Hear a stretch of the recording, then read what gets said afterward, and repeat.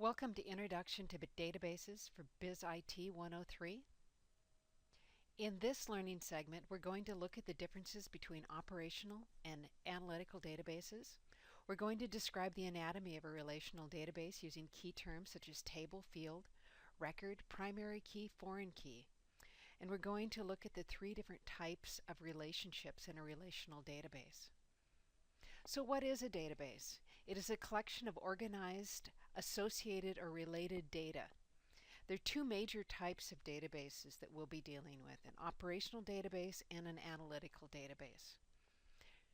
Operational databases are the backbone of many companies, organizations, and institutions. They are used to collect and modify and maintain the data on a day-to-day basis. This is how sales are collected at the register, how information about books that are sold online is collected by Amazon. These databases are dynamic and they change constantly. They reflect up-to-the-minute information. Analytical databases are used to store and track historical data and time-dependent data.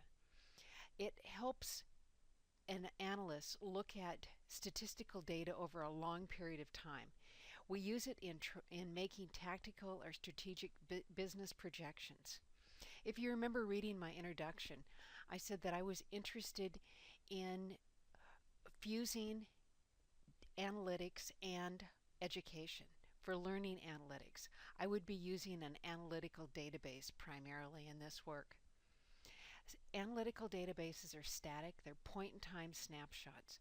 The data within it is not modified, but new data is added to the database.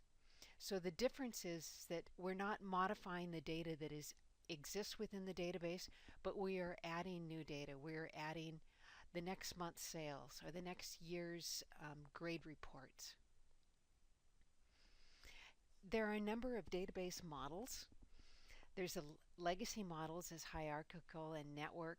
We're not going to be looking at any of those in this class. The one that we're going to be dealing with is relational. As you move forward in this program, you will be dealing with other models, the object relational, and the OLAP, the online analytical processing.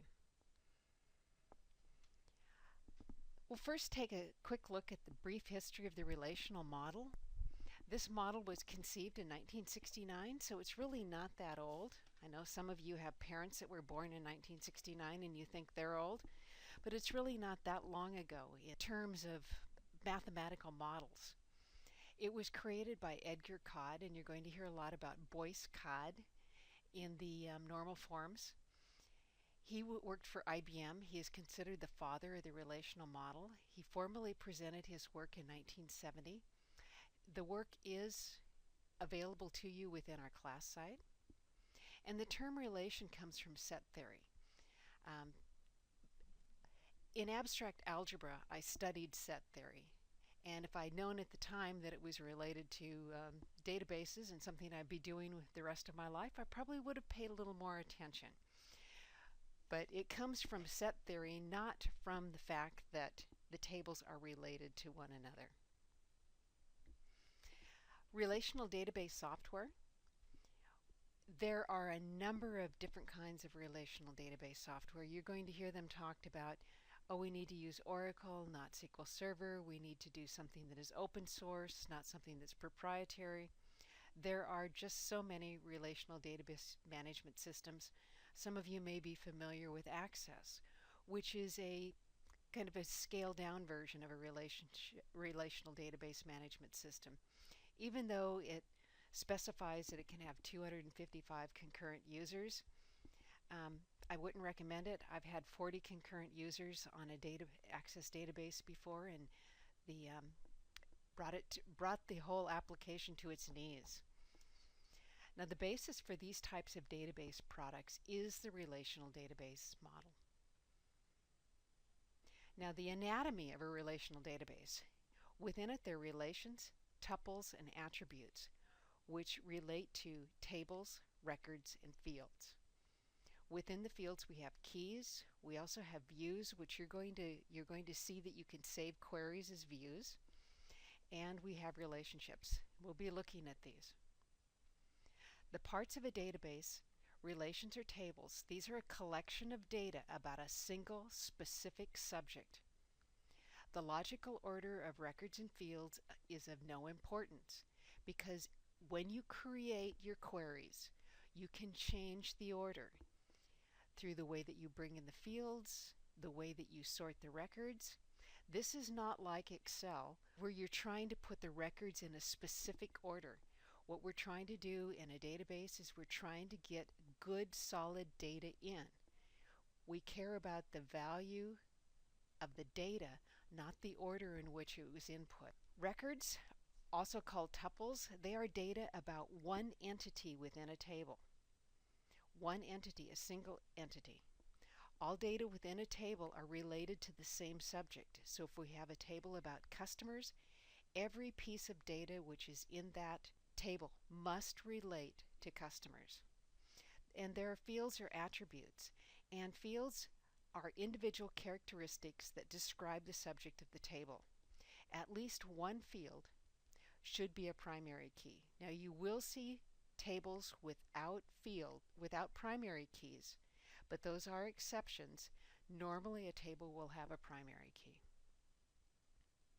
Here's a quick example of a database. There are three tables shown here: product sales, product category, product model. In the product sales, simple product ID is a simple primary key.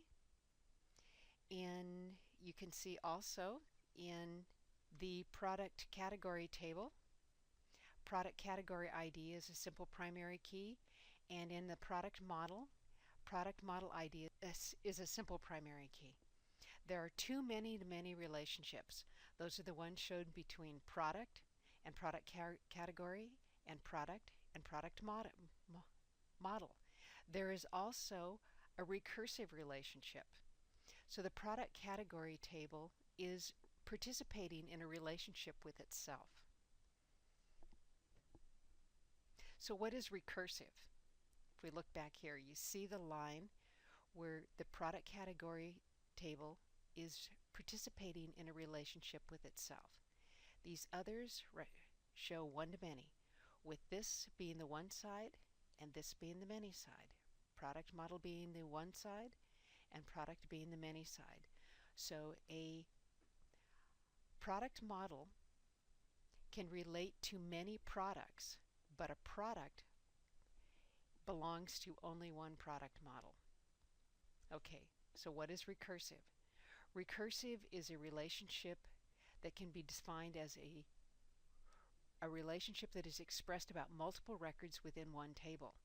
In this case, we have a product which can also be a parent product. So the parents do not have a parent ID. The products that are within the parent categories do have a product ID, or parent product category ID. You can see mountain bikes belong to the bikes category. Handlebars belong to the components parent category. And that's all that we could see in this particular example. Tables are the main structures of a database. They represent a single specific subject. They can be objects, that is something that is tangible, like a person, place, or thing, a customer, a sports venue, a box. Events are something that occur at a given point in time and have characteristics that we want to record. That is a pizza order, an ATM transaction, a judicial hearing. Fields are the smallest structure in a database. They represent a characteristic of the subject of the table. They are structures that store data. They contain one and only one value, and the name identifies the type of value that is held. They can be retrieved and presented as information. So what we're looking at here is that we enter data into fields, and when we retrieve it, we turn it into information. Remember, with fields, the quality of the information retrieved from your data is related to the amount of time that you put into ensuring that your database is structured properly and that you have data integrity in the fields. That is, if you put garbage into your databases, you're going to get garbage out. Records. Records represent a unique instance of the subject of a table. So that is one pizza order or one ATM withdrawal. They are composed of an entire set of fields in a table. And there can be fields that do not hold data. If you think back to their example of the recursive, there were four fields at the beginning of or four records at the beginning of the table that did not contain data in one specific field. They are identified by unique value in the primary key field. The key to understanding table relationships is understanding how a record in one table relates to a record in another table. Keys. We're going to be looking at keys. There are two types of keys that we'll be looking at, a primary key and a foreign key. A primary key is a field or fields that create a unique identifier. When we group two or more fields together, we call it a composite primary key or just a composite key. A foreign key is a primary key from another table that is added to the related table in order to establish a relationship. It's a foreign key because it really doesn't belong in the second table. It's there to establish the relationship. It is the exception to the rule. A foreign key does not describe the subject of the table. Here's some examples where we have a one-to-many relationship between product category and product, where a product category can be assigned to many products, but a product can only have one product category ID assigned to it. The same sort of idea applies to the product model table and the product table. Keys are important. The value identifies a specific record throughout the entire database. Its field identifies a given table throughout the entire database. And primary keys enforce table-level integrity, means no duplicates, and help establish relationships with other tables. Now we've talked a bit about foreign keys. A second table already has a primary key of its own. Now that does not mean that foreign keys cannot be consolidated to create a composite primary key. This often happens within linking or intersection tables, where we will have two or three foreign keys that taken together create a primary key for the related table. But the second table may and often has a primary key of its own. The primary key is being introduced to the second table, so it's foreign. They're important because they establish relationships. They ensure that we have integrity between the relationships, and helps avoid orphaned records. What is an orphaned record? For example, I worked in an organization which we had a manager who was making loans to people who did not exist. The problem was in our database design. It allowed for us to create loans without there being a customer assigned to that loan. And so what foreign keys and primary keys are going to do is they're going to create that relationship so that I must have a customer first before I can have a loan for that customer. Views are virtual tables. They're composed of fields from one or more tables in a database. They're comprised of base tables, and they're virtual because they don't have any data of their own. They simply draw their data from the tables. And what we can do with views is they allow us to view information from different perspectives so that we don't have to just look at what's in one table. We can look at what's in multiple tables. And so they provide greater flexibility for working with data. They're commonly implemented and referred to in a relational database management system as a saved query or simply a query. What we're going to be doing in this class is using SQL to write queries. We're going to be using SQL to write queries to retrieve information from our tables. Here's just an example. We have a relational database management system set up for the college. One of the databases is course scheduling. A couple of tables. We have rooms and courses. Within the tables, we have a record for each item of the inventory and each course. And within the inventory, we have the item name, the item number. Within the course, we have the semester ID of the semester. Actually, at Bellevue College, we have quarters. I just wish we had semesters. There are three types of relationships: one-to-one, one-to-many, and many-to-many. A one-to-one relationship, each entity in the relationship will have exactly one related entity. What that means essentially is that we choose which side is going to be the primary side. That will be the table into which we enter data first. Like we must have an employee before we have an employee's salary schedule. But an employee can have only one salary schedule, and a salary schedule can be related to only one employee.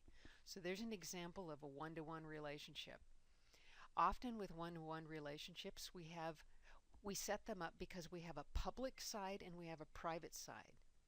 We may have public information, and I don't mean that everybody in the general public can look at it, but everybody within an organization could look at part of an employee record. The name, the job designation, hire date, but they can't see the birth date, they can't see the salary information, they can't see the social security number. So we set up a one-to-one relationship between the public side and the private side of that data. One-to-many is what you're going to see often. An entity on one side can have many related entities on the other side. But an entity on the many side can be related to only one entity or only one record on the one side. So one customer can have many orders, but a specific instance of an order is related to only one customer. Many to many. Many to many relationships are all over the place. The thing is we can't build them in a database. We can draw them so that we know that they exist, and we often do that using the first line here. You see the unresolved many-to-many. We have, for example, an order can contain many products, and a product can be on many orders. But there's no way to build a many-to-many relationship, and if you try it, your database either will not work, will not allow you to enter data, or it will just be a mess. So we have to resolve those many-to-many relationships into a set of two one-to-many relationships. So we may have something in the middle that says like order details, which allows us to bring the order ID over from the order table and put it in the order details table. The product ID comes over from the product table into the order details table, and then we have the product ID, the order ID, perhaps the quantity ordered, and if there's a price that is specific to that order and that product, that may be entered in there as well. Database theory versus database design. In database theory, we're looking at the math. These are the rules and principles that cover the concept of a relational database model. Database design is where we sit down and we draw it out.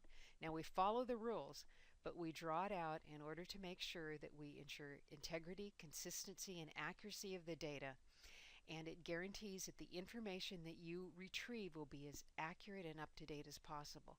But remember the rule. The data that you pull out, or the information that you pull out of a database, is only as good as the data that you put into it. Now we're going to take a very quick look here at SQL Server so that you can get started with it. And I have already opened up SQL Server Management Studio. I'm going to create a new query, and I just clicked on New Query, and here I'm going to select the database that I want to use, and I'm going to use AdventureWorks LT 2012.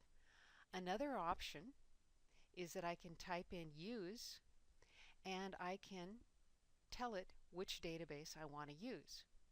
Then I can select this information, execute, and it's going to tell me that it's going to use that database. So let me just give you another example. I'll try a different database here. I'll delete this one out and I'll bring in this one and I'll execute it, and you see how it's changed here in the drop down arrow. So I'm going to go back, undo this, and go back to my original. This is the one I want, and I'll execute it. Let me try it again. There we go.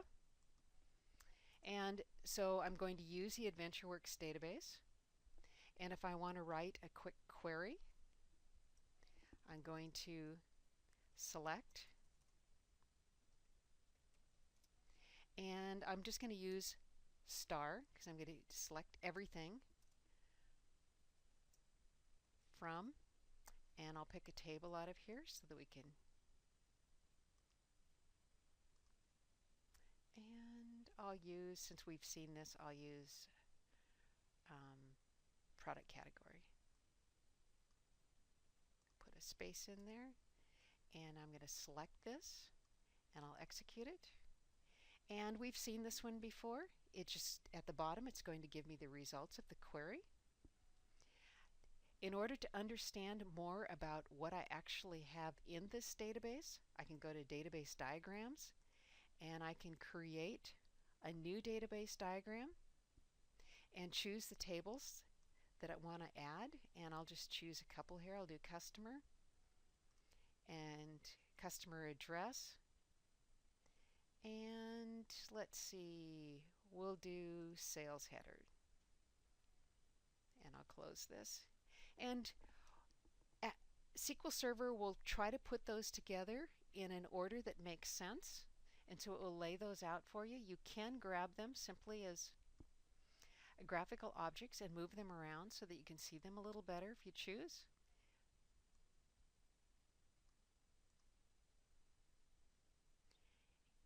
And we can see here that one customer can have many addresses, but an address belongs to only one instance of a customer. And a customer can have many sales order headers. This is basically that they've ordered something. But an instance of a sales order header belongs to one and only one customer. So what we've done here is we've taken a quick look through the relational database model. We've opened up SQL Server and taken a quick look around. And now you should be ready to move on to the next activity in this module.